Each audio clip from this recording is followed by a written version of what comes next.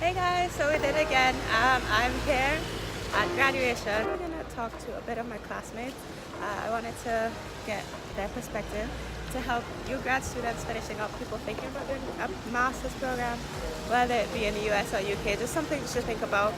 And so stay tuned, keep watching, and hear what they have to say.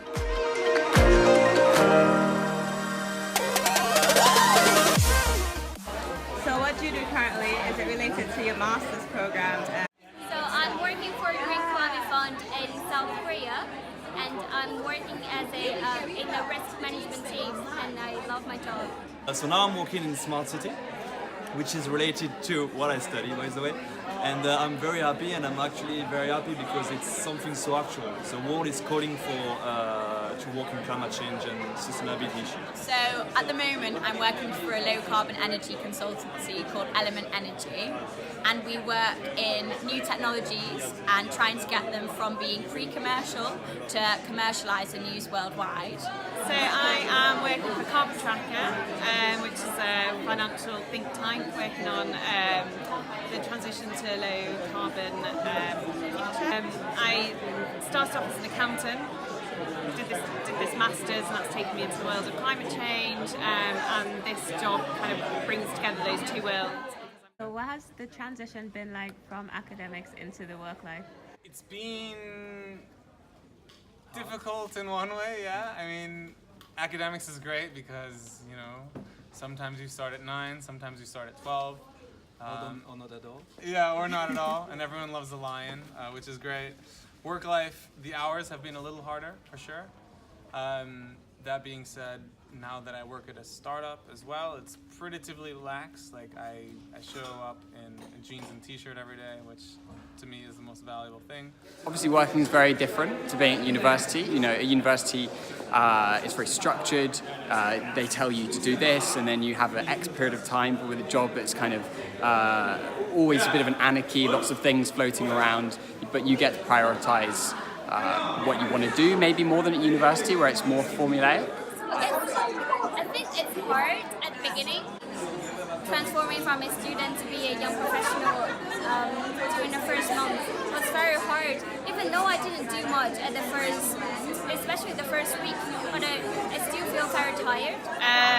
Easier than I thought, actually. I really enjoy going back to studying. I think I was more motivated actually the second time around doing a master's. And then going back to work was great because I used to work for KPMG, which was very corporate, and I now work for much more informal. It was much more fun at university and real life, and paying rent every month not from your parents' money is much more challenging. I think what I really miss about Imperial and about our masters is actually people and this kind of intellectual challenge during each class that we had, and that's something what I would like to say that you experience every day at work, but I don't think it's always the case. It's very different, but I think that doing this masters has helped me get there. So, for example, we would meet external speakers a lot of the time throughout the duration of the course, and that's kind of giving you like a real world application of what we studied, and so that definitely helps. And then going into the workplace, it's crazy how much of the modules or the even the models that we use that in school that we use today throughout my job.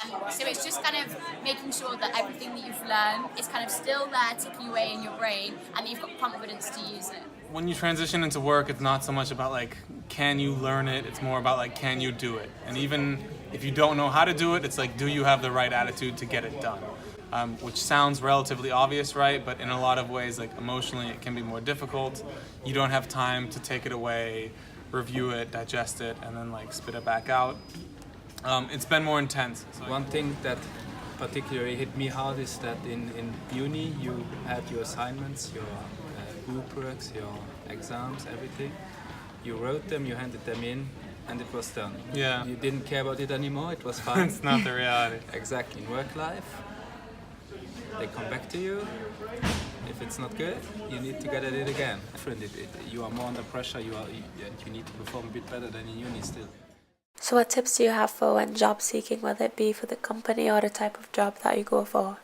And know that it's not always that you're going to get the job you want at that moment. It's going to take a while. So some jobs may come, but then the salary may not be what you want or expect. So don't focus on that part first. Focus on getting experience first, and then look for jobs that will match your salary after a while. It's very important to get to know the people and to get along well with them. I guess I would try and find a company that really is in line with kind of your personal goals and your personal kind of beliefs, if you will. And just ultimately to try and find a company where you think you'll get along with the people, because day-to-day work is just about getting things done with the people around you, and the less stress you have with them, the better. The more you. And how did you deal with that awkward phase of not having a job for a bit? For me, it was more difficult in October or November, when I wasn't sure that my internship would indeed continue as a permanent job. So at that point, I asked a lot of questions. Where should I apply? How should I apply? Just believe in yourself and you will find the job in the end, and improve the skills of interviews and doing the exams. A lot of things took a while. I applied to a lot more corporate jobs where you submit something, 2 weeks later you get a confirmation, then they say you'll hear from them in 2 months. What ended up working for me is applying to smaller companies, more startup type companies, who have the ability to review your application quickly and get back to you. So I'd say in terms of handling that awkward phase, in terms of not hearing back or being unemployed, I'd look at the spectrum of companies you apply to, not only big, not only small, but maybe kind of in between, because realistically, it's going to take different amounts of time to hear back from them. And if you have a month to do nothing, like, enjoy it. Do an Excel course, or I don't know, do something online. Like I didn't learn half the skills I wish I would have going into the professional world, like Excel or SQL or any type of coding course. It's so valuable, and I think you could do it online at home on your computer. And if you have a week or two to kill, do that. You can probably find it for free online. Put it on your CV, blag about it in the interview. Show it up once you are confronted with some more technical work to do during your application phase or during your interview. If you keep at whatever you dream of doing or plan on doing, you're going to succeed in it. So it doesn't matter what happens initially, just keep going forward. Yeah, good things take time. Yeah. So I really hope you enjoyed it. I hope it was useful in some way, maybe to you or somebody who's thinking about doing a master's, whether it's at business school or whatever. But if you did enjoy it, please give it a thumbs up so I know you like this type of content and I could keep pushing it out for you, keep you motivated. Thank you for watching. Have a lovely day, night, and morning. And if any of you are graduating while watching this, congratulations and all the best in the future. Bye.